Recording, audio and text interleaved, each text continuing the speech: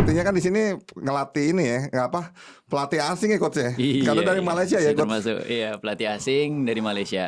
Dari betul. Malaysia ya? Nah, Dulu ini coach, mantan atlet squash juga. iya, jadi dulu awal saya main squash itu Nah terus gimana coach perkembangan squash?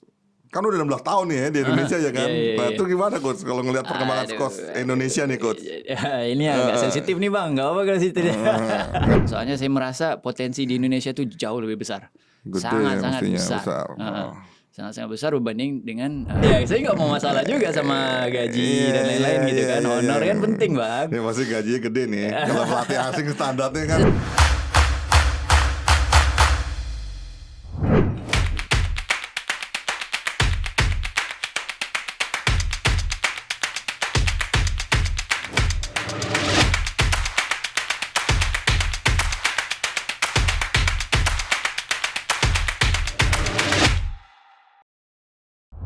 Coach Asfar Azan. Assalamualaikum coach. Waalaikumsalam warahmatullahi wabarakatuh. Nih. Bang Wahyu. Thank you banget nih ya coach Ya, mau sama-sama, main thank you. di channel saya nih. Ya, saya Ini juga mau ngobrol-ngobrol nih. appreciate Gitu. banget nih bang dipanggil ke sini, diundang. Waduh. Alhamdulillah. Iya nih. Ini baru kali juga nih, baru pertama kali juga nih kita mau ngobrol soal squash nih. Oke, nice.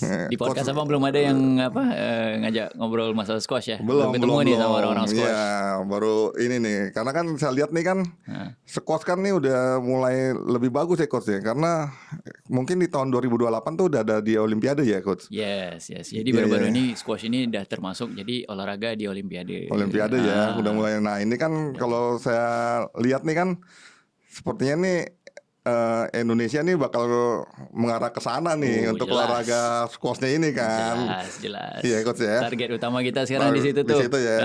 Udah lama banget nunggunya nih soalnya. Iya. Tapi ini sebelum ngobrol ke sana nih coach ya, saya perlu ngobrol juga nih sama coach nih tentang coach kan. Artinya kan di sini ngelatih ini ya, nggak apa, pelatih asing ya coach ya? Karena dari Malaysia ya coach? Termasuk pelatih asing dari Malaysia. Dari Malaysia ya? Dulu ini coach, mantan atlet squash juga? Iya, jadi dulu awal saya main squash itu di tahun 1997, 1998 gitu kan. Saya mulai main squash itu di umur 11 tahun bang. 11 tahun. Agak lambat, agak telat. Padahal yang lain itu mainnya di umur 8, 9, ada yang 7. Bahkan ada yang 6 juga. Agak telat. Nah, tapi saya termasuk atlet yang cepat nangkapnya. Iya, saya cepat nangkapnya sehingga saya waktu itu pertandingan pertama saya di U12 itu saya juara bang. Wah, gak tahu itu hoki ataupun lawannya gimana saya nggak ngerti ya, tapi ya saya juara bang waktu itu. Artinya emang bakat dong, ada bakat sih. ya Iya di squash ya. Ada bakat, betul. Itu emang maksudnya dari orang tua atau memang keinginan sendiri coach? Jadi dulu itu almarhum ayah itu dia suka main squash di klub, dan di Selangor itu ada namanya klub Shah Alam Selangor. Nah itu klubnya itu benar-benar di atas puncaknya bukit, di Bukit Shah Alam, di bukitnya Selangor. Nah situ itu termasuk klub yang termasuk yang grand juga sih bang. Jadi di situ ada lapangan squash, ada lapangan tenis, bulu tangkis, terus bahkan ada tempat buat nonton sinema di situ juga bang, di situ. Iya, jadi iya tempatnya agak grand. Terus nah dari situ tuh saya baru belajar saya baru ngelihat almarhum ayah itu main squash sama teman-temannya dia di situ. Dan di situ ada 5 lapangan bang di situ. Banyak juga ya. Nah 5 lapangan squash. Nah dari situ tuh saya coba kan main. Pokoknya pas masuk dalam lapangan itu saya sama adik-adik saya gitu kan, ada 3 orang. Saya sama adik-adik saya itu masuk ke lapangan squash, ini apaan nih kok? Saya lihat orang-orang pada pukul ke tembok depan gitu kan. Kenapa nggak dimanfaatin kan? Jadi saya sampai plafon saya pukul, tembok samping saya pukul kaca aja saya pukul, saya manfaatin gitu kan. Jadi intinya ya kita start dari situ. Waktu mulai dari rumah juga ya, gitu juga ya. Iya. Nah dari lapangan squash itu. Lapangan itu ya. Ke bawah-bawah deh sampai ke rumah. Ke rumah ya. Sampai di tembok rumah itu. Iya ada tanda-tanda bola ya. Gitu kan di temboknya. Berarti emang dari ngelihat orang tua ya, ya. Betul. Terus dari situ ini ya sampai pencapaian itu jadi masuk tim nasionalnya ini Malaysia. Jadi, waktu itu almarhum iseng katanya, ayo Fah nanti coba main squash bilang gitu di pertandingan gitu kan. Saya bilang pertandingan apa ya? Udah gak apa-apa. Nih latihan dulu. Diajarin pegang raket gimana, swingnya gimana, dikasih tahu tuh aturan. Oh ternyata nggak boleh pukul ke lantai dulu, nggak boleh pukul ke plafon, nggak boleh pukul ke ya sembarangan gitu kan. Ada arah tujunya gitu kan. Soalnya jangan sampai melanggar peraturan dan tidak mencederakan lawan gitu kan. Terus saya dilatih. Kayaknya setelah berapa bulan saya diikutin ke pertandingan pertama saya di U12. Itu ya juara bang. Juara. Juara aja gitu kan. Nah dari situ tuh saya diserap sama timnas junior, tapi di Malaysia itu ada kalau untuk squash ya di Indonesia kan masih belum ada nih timnas junior. Yang ada timnas untuk elit ya kan, untuk senior. Nah di Malaysia itu udah ada timnas junior, timnas senior. Nah saya itu dipanggil ke Bukit Jalil waktu itu. Jadi kalau di sini kayak Ragunan. Jadi di situ tuh Bukit Jalil sekolah olahraga. Sekolah olahraga ya. BJSS, Bukit Jalil Sports School. Nah dari situ tuh saya dikasih peluang untuk latihan bersama timnas yang lainnya gitu. Berarti dari situ tuh terus berkarir di squash ya. Dari situ tuh muncul deh karena udah ngikutin levelnya timnas ya. Jadi U12 saya juara terus di umur 13 baru saya bisa masuk ke sekolah menengah namanya di situ. Terus sekolah menengah itu umur 13 saya udah dimasukin ke situ. Terus dari situ tuh semua disponsor bang. Semua disponsor. Soalnya itu sekolah asrama. Jadi pertandingan luar semua disponsor, apa segala semua saya disponsor. Pertandingan pertama saya di internasional itu di Singapura. Dan itu saya jadi juara 2. Jadi kebanyakan pertandingan internasional justru pas saya masuk final itu saya udah habis duluan tenaganya. Soalnya dulu saya kurus banget bang. Kurus banget. Nah jadi dari situ tuh udah mulai berkembang sampai level saya itu benar-benar di levelnya timnas senior pada umur sekitar 16-17 tahun. Nah dari situ tuh saya diserap langsung masuk ke timnas untuk ikutkan di kejuaraan kayak World Team Championship dan lain-lain. Cuman saya enggak karena di situ tuh terlalu banyak ya atlet squash. Jadi mereka sampai bisa bagi-bagi. Di Malaysia banyak ya? Iya banyak banget. Memang populer ya? Populer. Gara-gara satu orang nih, Nicole David namanya. Nicole David. Iya Nicole David. Ini dia itu juara dunia 8 kali bang. Juara dunia 8 kali. Dia dari Malaysia, dari Pulau Pinang. Berarti top juga ya. Memang ada role model ya di Malaysia ya.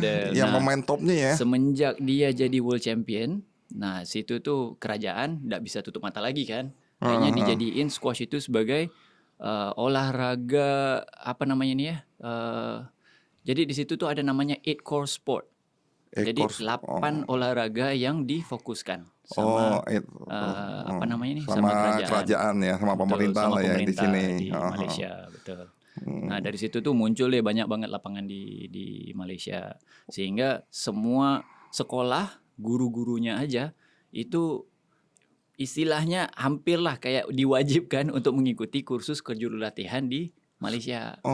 Maksudnya ini juru latihan squash itu ya? Jadi mereka pengen melibatkan guru-guru sekolah itu untuk ikut terlibat dalam squash. Soalnya di sana banyak pertandingan yang mau dimunculin dari level sekolah, itu grassroots. Berarti ini ya pembibitannya itu memang dari level sekolah ya? Yes, betul. Tapi ada klubnya juga nggak?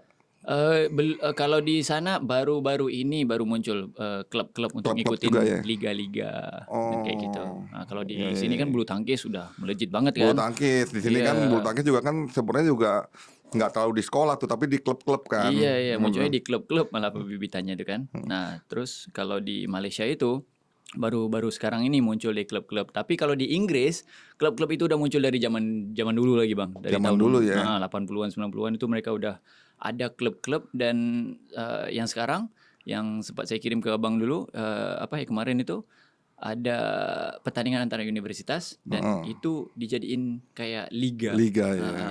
Iya. Berarti pembinaannya juga gitu ya. Ada jenjangnya juga ya. Terus universitas, terus habis dari universitas kita bisa ikutin liga-liga di mana di situ tuh ada pemain-pemain level dunia. Mereka bikin klub untuk ngikutin kejuaraan-kejuaraan liga di sana. Iya. Dan di situ tuh hampir setiap minggu ada aja pertandingannya. Tiap minggu ya? Tiap minggu. Mirip-mirip lah bulu tangkis. Ya, berarti industrinya sepertinya squash bagus juga ya? Bagus kalau di Eropa. Industri olahraganya di Eropa ya? Yes. Di Malaysia memang baru awalnya dari Inggris ya, squash itu ya? Dan Malaysia Dan itu bisa memang Malaysia itu kan masuk karena emang dulu jajahannya Inggris jajahannya yang itu ya, Inggris. makanya squash Lebih tuh cepat dikit lebih top lah, lebih populer ya. Iya. Kalau sama badminton populer mana coach di Malaysia coach? Makanya itu kalau kita levelkan ya Bang ya, popularity olahraga di squash itu nomor 1 sepak bola. Sepak bola. Terus nomor 2 itu bulu tangkis. Nah, nomor 3 sampai nomor 5 sampai nomor 8 itu squash dan lain-lain lah. Itu ini ya bolak-balik ya. Bolak-balik. Tapi bagus juga ya emang perkembangan squash di Malaysia ya. Iya, lumayan bagus. Bukan lumayan lagi, bagus sih sebenarnya Bang. Bagus. Loh coach, awalnya gimana ceritanya coach bisa ngelatih di Indonesia ini nih coach? Jadi waktu itu saya baru banget Bang belajar. Saya di dunia squash itu waktu jadi atlet saya itu sering cedera. Di umur 16 tahun itu saya kena ACL. Minor tear di ACL, dan dari situ tuh muncul deh masalah-masalah lainnya. Saya itu atlet yang overtrain but under recovery. Berarti emang terlalu keras sekali latihannya ya. Dan kebetulan kepala pelatih di situ waktu itu orang militer dari Inggris. Dan dia mah selalu punya konsep the strongest survive. Mau nggak mau saya harus ngikut Bang. Dan atlet-atlet di level saya itu semua yang atlet-atlet nasional ya, atlet-atlet timnas yang badannya udah siap banget, gede, terus ya pokoknya proporsional lah. Saya aja yang paling kurus Bang di situ tuh. Iya, paling kurus kayak lidi lah pokoknya itu kalau dibandingin sama yang lain. Tapi sekarang bagus badannya. Metabolismenya udah. Dibandingin saya. Ya Pak, ini kan gendut banget itu. Iya. Jadi dari situ tuh muncul deh masalah-masalah lainnya. Terus kena lutut di sebelah kanan, terus ada infrapatella crack, terus metatarsal saya juga sampai ada beberapa yang crack juga, dan setiap kali ada cedera itu saya selalu harus recover sekitar 3 bulan sampai 6 bulan gitu. Lama. Sama kayak di badminton juga tuh sebenarnya itu permasalahannya tuh. Iya, dan saya pernah usulin soalnya dari injury ketiga itu saya udah usulin ke kepala pelatih saya bilang, ini kayaknya saya ada masalah nih, saya pengen benar-benar serius di squash. Dan saya pengen benar-benar bisa nih, soalnya saya di umur muda aja udah dipanggil ke timnas kan, berarti saya ini something dong gitu kan. Iya, betul. Iya, saya merasa saya juga something nih, dan saya harusnya ada suara dong di situ menyampaikan pendapat saya. Tapi sayangnya dia itu militer Bang, jadi saya sampai begini loh, punya inisiatif untuk ngomong sama nutritionist. Saya punya inisiatif untuk ketemu sama strength conditioning coach, ya kan. Saya belajar banyak tuh, one to one session. Jadi pagi latihan, habis itu udah selesai istirahat. Waktu itu saya udah masuk umur 18 tahun ya. Jadi saya fokusnya benar-benar full time. Pengen coba di 2 tahun itu. Ternyata cedera. Pas cedera itu saya manfaatkan waktu untuk ketemu sama nutritionist. Dan pengen tahu nih masalah saya gimana. Saya baru tahu tuh kalau cara hitungan bakar kalori per latihan itu berapa. Nah, saya udah tahu gimana cara hitung-hitungannya lah istilahnya. Nah, dari situ tuh dapat deh banyak masukan, banyak ilmu tuh dari orang-orang penting tuh kan, termasuk sport psychology juga. Cuma sport psychology menurut saya waktu itu kurang tepat aja, soalnya mungkin dia udah ngurusin terlalu banyak cabur ya. Jadi khusus karena ini ya digabung ya. Iya, karena belum digabung. ada penanganan khusus untuk squash gitu ya. Gitu. Dan saya ngerasa kurang penting, akhirnya saya fokuskan di nutritionist sama strength conditioning. Jadi saya ketemu tiap hari itu saya ketemu. Jadi dalam 3 bulan tuh setiap hari ada aja planning saya untuk ketemu. Dan semua ilmu-ilmu yang dikasih akhirnya saya catat, saya bikin satu file. Bikin tuh kan ada, kayaknya programnya begini deh buat saya ya. Khusus untuk saya yang bakar per hari 4.000 kalori. Terus nutritionist harus seperti ini, di bagian strength conditioning harusnya begini. Saya catat tuh Bang, dan saya refer lagi ke coach, ke strength conditioning coach, saya refer lagi sama si nutritionist, dan dia bilang iya memang begini. Ya udah, saya sampaikan deh dengan ilmu-ilmu yang saya dapat ini, saya sampaikan deh ke kepala pelatih. Kepala pelatih waktu itu dia bilang, oke, I'll think about it, katanya gitu. Oke. Dah, saya taruh di meja. Besok saya datang lagi, kertasnya udah nggak ada di situ lagi bang, udah di bawah, bawa file yang lainnya. Aduh, dari situ tuh saya udah mulai deh bang. Berarti memang mesti ngikutin program Iya, programnya pelatih terus dia, ya, nggak dipukul bisa rata punya, semua. dipukul nggak punya apa ini sendiri ya, Iya, dan belum bisa ya. untungnya, nah makanya itu kan apa namanya itu, setiap kesulitan pasti ada kemudahan ya bang ya. Iya, iya, Nah iya, itu betul, betul. dari situ tuh saya belajar. Oke, nggak semua atlet sama.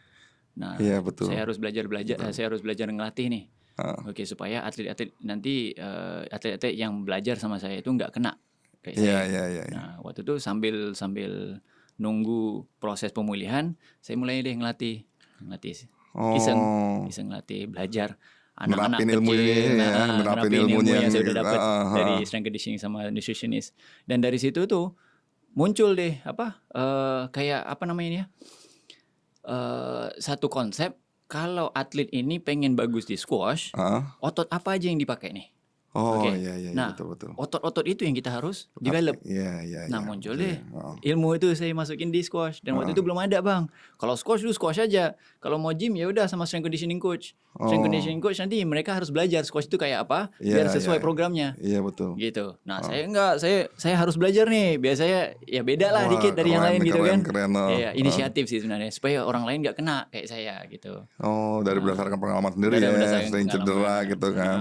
Dari situ tuh saya mulai ngelatih. Tiba-tiba 2008 saya dipanggil sama Budiah namanya waktu itu di Jawa Timur.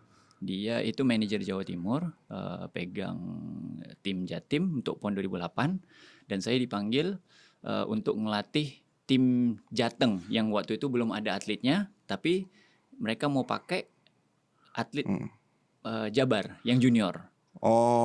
Jadi cabutan ya, cabutan istilah gitu ya. Biasa kan gitu tuh kalau masih kelas PON tuh gitu, istilahnya tuh Cabutan ya cabut-cabutan namanya ya, ya. Oke. iya gitu. Jadi untuk memenuhi inilah partisipasi dalam PON itu. Iya, iya. Ya, biar Karena PON emang bisa mungkin berjalan dengan ini lancar. ya, skos di Indonesia tuh emang masih Slow ya waktu masih itu. kurang ya. Iya. Iya. Dari situ tuh 2008 saya dipanggil ke Lodaya waktu itu, tempat latihan base camp kita di Lodaya. Dan waktu itu pengelolanya si Pak Amar. Lodaya tuh itu ya, KONI punya itu ya, KONI Bandung ya kalau nggak salah. Sekarang udah jadi KONI Bandung ya, tapi waktu itu memang dibangun sama Pak Haji Amar ini. Dia Pribadi punya itu. inisiatif untuk bangun lapangan sendiri itu, keren banget. Dan di situ tuh ada tempat tinggal juga di situ, ya kayak mes Asrama gitu di atas jadi ya, asramanya. diasramain gitu. Iya. Itu dipanggil tuh. Saya dipanggil ngelatih di situ anak-anak junior. Iya. So dari situ tuh mulai deh karena melihat progres itu menjadi kepuasan dalam diri saya, akhirnya saya seriusin. Iya. Lihat anak ini dulunya nggak pernah pukul kenceng. Tiba-tiba sekarang dengan latihan strength conditioning yang dicampur sama nutrition yang benar, itu pukulannya udah mulai kenceng dan konsisten. Terus dulunya nggak punya habit untuk potong bola, volley. Dan dulu style orang Indonesia tuh tunggu bola belakang. Terus lawannya lari ke tengah, kontrol lapangan. Kita kebiasaan nunggu bola gitu. Nah, saya ubah habit itu jadi potong-potong-potong biar orang nggak bisa berdiri di tengah dengan nyaman gitu loh. Kayak gitu-gitu loh kan. Ya mungkin bulu tangkis juga sama ya. Ada strategi-strategi khusus Ya, supaya pasti atletnya ada nggak strategi. berdiri di tengah gitu kan. Hajar ke kiri, hantam lagi ke kanan gitu terus kan sampai benar-benar habis gitu kan. Ya sama kayak di squash Sama juga. di squash gitu juga ya. Jadi makanya harus banyakin potong gitu bolanya. Nah, saya ubah habit itu, akhirnya terlihat progresnya mereka dari situ. Saya jadi ini bang, dapat kepuasan. Nah, jadi saya seriusin. Saya seriusin ngelatih dari tahun 2008 itu. Berarti dari 28 sampai sekarang udah lama juga loh ya? Iya sekitar 16 tahun lah bang. Udah 16 tahun ya? Sebelum di 2008 itu yang waktu saya serius bang. Pas iseng-iseng itu waktu saya cedera di Malaysia, saya ikut akademi namanya Sandra Wu, itu juara Asia waktu itu. Di tahun 90 atau 80-an waktu itu dia juara Asia, dan dia buka akademi, dan dia udah jadi warga negara Singapura. Dia itu memang warga negara Malaysia tapi dia udah jadi warga negara Singapura. Terus dia buka akademi dan dia buka sayapnya sampai ke Malaysia. Dan di Malaysia waktu itu kan target marketnya lebih besar dari Singapura. Jadi saya ikut, nggak sengaja saya ikut. Soalnya dipanggil kan, Asfa, why don't you try coaching in the academy. Yeah. Dari situ tuh saya mulai belajar bang. Oke, coaching saya enjoy coaching, tapi saya belajar juga dari bagian manajemennya. Ini gimana ya? Orang-orang bayar berapa? Terus kok bisa ya dibayar coach segini? Terus per sesi begini, baru saya tahu tuh harganya seperti apa. Terus baru saya bisa tahu tuh settingnya management side of the academy gimana gitu kan. Nah, banyak sih saya belajar sama Sandra Wu nih. Nah, itu 2006-2007 itu saya sama Sandra. Nah, ketika saya ikut ternyata banyak nih atlet-atlet yang improve sedikit demi sedikit. Padahal iseng aja buat apa? Tunggu recovery sambil masukan kan sambil belajar juga kan di bagian manajemennya juga. Nah, di situ tuh mulai banyak atlet-atlet yang mulai masuk akademinya dia. Dan dia juga mulai happy. Saya ditambahin bonus terus gitu kan. Saya jadi, ini boleh nih kan. Boleh nih kalau diseriusin. Makanya saya pas dipanggil sama Budia untuk ngelatih tim Jateng di Lodaya di Bandung. Itu saya benar-benar serius. Semua ilmu-ilmu yang saya dapat saya coba curahkan di situ. Nah, padahal atlet-atlet ini nggak ditargetkan, cuma buat ngikutin doang. Ternyata bang, yang cewek-ceweknya waktu itu masuk semifinal bang. Wah, keren berarti. Iya, di level Indonesia. Padahal anak-anak baru loh ini. Iya, memang berarti ada ini ya, bertangan dingin juga ya buat ngelatih ya. Dan masalahnya waktu itu kalau nggak salah ya, waktu itu 3-4 itu Jatim bang. Jadi kita ada perbedaan poin di situ. Siapa yang 3-4 ini nih? Nah, waktu itu poin kita sama dengan Jatim.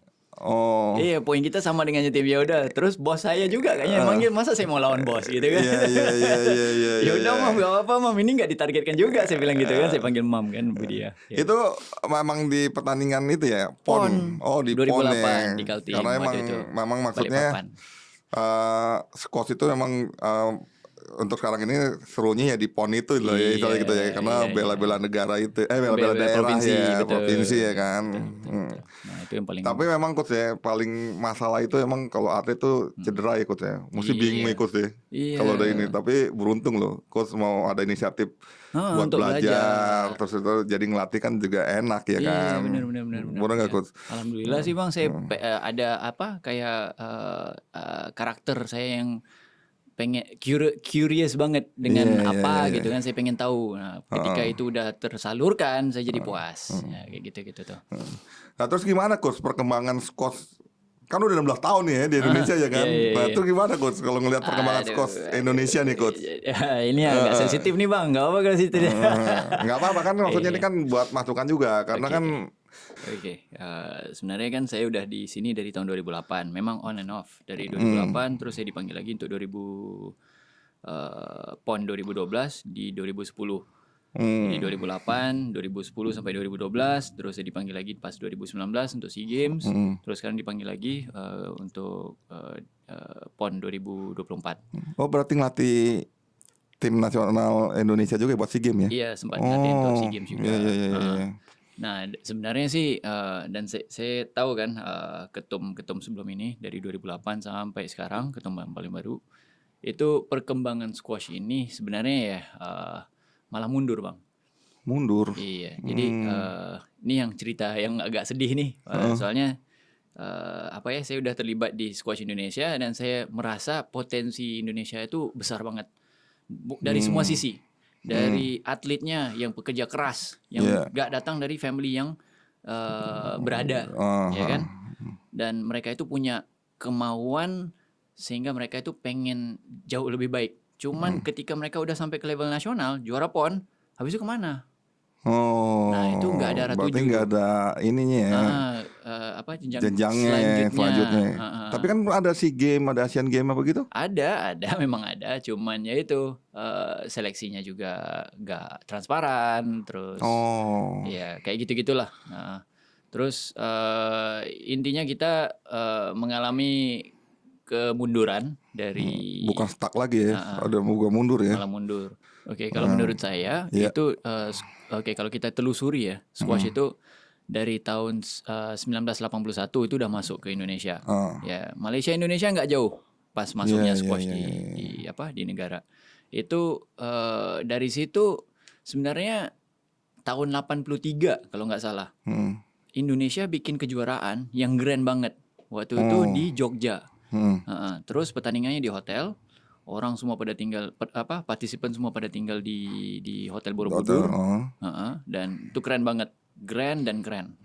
Nah, setelah itu mulai deh mundur malah. Justru puncaknya di justru situ iya, ya. puncaknya cuma di situ doang. Di situ Habis itu doang malah ya. turun. Jadi belum ada ini ya pembinaan yang bagus gitu. Iya, dari situ tuh saya merasa ada kemunduran, terus tidak ada inisiatif dari PB sebelumnya ini untuk mengambil mungkin ya ataupun mencontohi apa yang udah dilakuin sama negara-negara jiran. Nah, dari situ tuh contoh kayak kita ambil aja masalah point system. Point system di bulu tangkis udah jelas kan. Kalau main di level sirkuit junior, itu kan mereka punya poin-poin sendiri. Itu yang menentukan rankingnya mereka di level nasional. Nah, ketika udah masuk ke open, kan mereka juga ada poin-poin mereka sendiri. Ada poin. Ya kan? Itu ada di negara-negara lain. Negara jiran ada, di Inggris juga ada, Australia ada, gitu kan. Tapi nggak ada inisiatif untuk belajar dari situ. Mungkin ada keterbatasan saya panggil itu language barrier, Bang. Nah, karena Indonesia nggak bisa ngomong waktu itu yang belum bisa.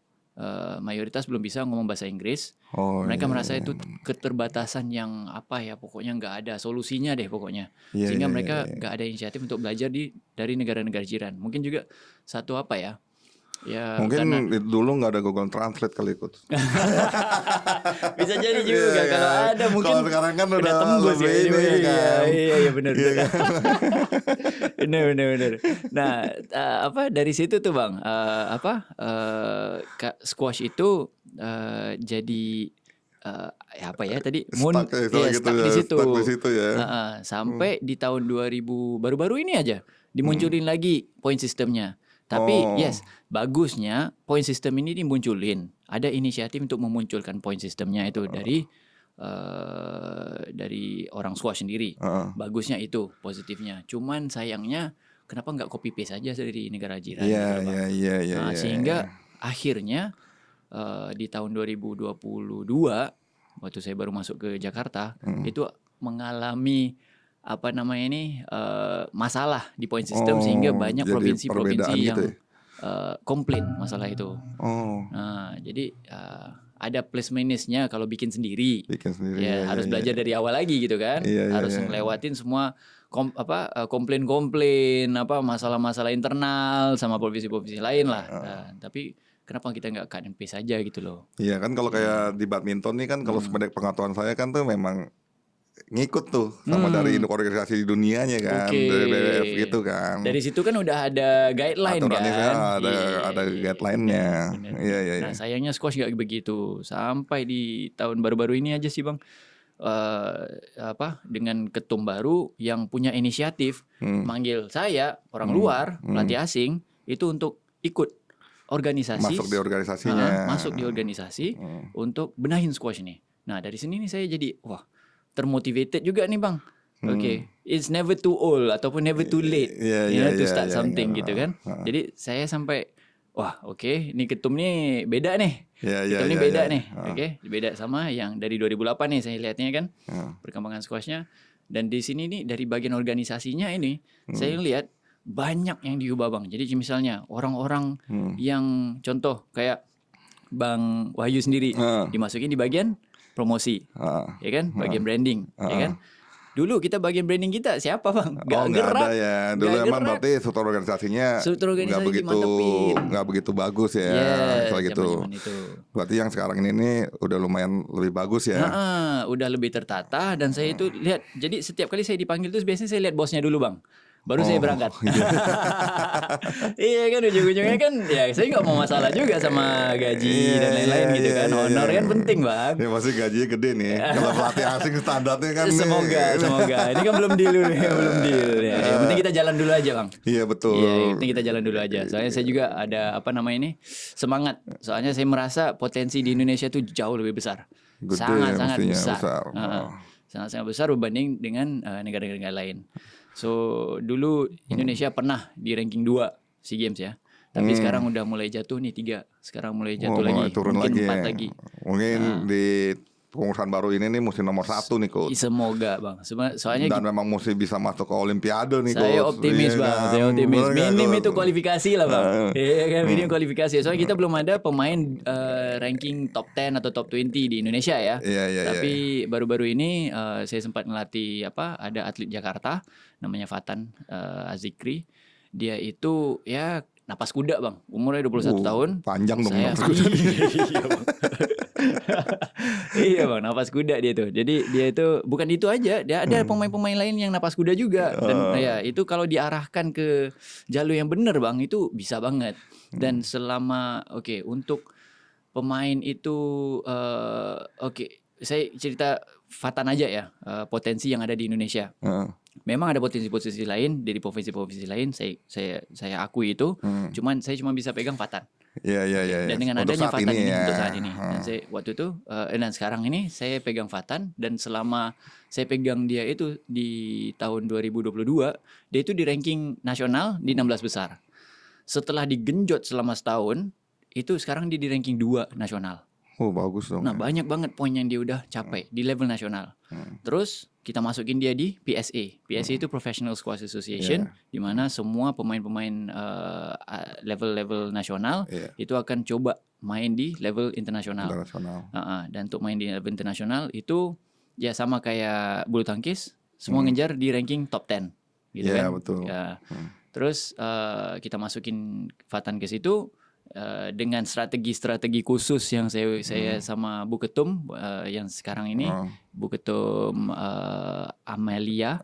Amelia. Ini ya untuk DKI-nya ya. Ya, DKI di DKI ya. Kita ngomong DKI dulu nih. Jadi dia untungnya dengan strategi ini si Fatan yang di ranking 800-an sekarang di ranking 200. Iya. Banyak ya Iya, naiknya banyak, kemajuannya juga bagus gitu. Nah, baru-baru ini dia main di peringkat nasional di DKI Open, itu dia kalahkan nomor 1-nya Indonesia untuk pertama kali. Wah, yang hebatnya pelatihnya nih yang jago nih. Atletnya juga harus coachable gitu loh bang. Iya, harus coachable. Sama-sama lah ya. Sama-sama kerjasama. Terus coach, tantangannya apa sih coach? Ini kalau buat ngembangun tim nasional Indonesia nih, sekarang kan berarti kan belum kebentuk ya tim nasionalnya. Belum kebentuk. Belum kebentuk ya kan. Nah sekarang kalau dari coach lihat nih dari permasalahan yang udah pernah dilalui ini apa nih tantangan ini coach? Tantangan utama kita ini sebenarnya di Indonesia ini infrastruktur bang. Jadi kita sekarang udah di organisasi PBPSI, kita harus berani untuk investasi di infrastrukturnya. Infrastruktur ya? Iya, di infrastruktur. Harus berani bikin 10 lapangan istilahnya. Iya, harus bikin minim 5 lapangan lah. 5 lapangan hampir sama kayak di GBK, ya kan? Harus berani bikin lapangan. Terus dari situ kita bukan aja bisa generate income bang, kita bisa juga generate revenue. Kita bisa generate profit dari apa? Dari Junior Development Program. Terus kita juga bisa generate revenue dari event-event. Event nasional bisa dapat income. Berarti memang bisa ada industrinya ya di squash juga ya. Nah, itu kan masih baru kan. Nah, kalau kita bikin pertandingan-pertandingan internasional, contoh kita jadi host, di situ akan dapat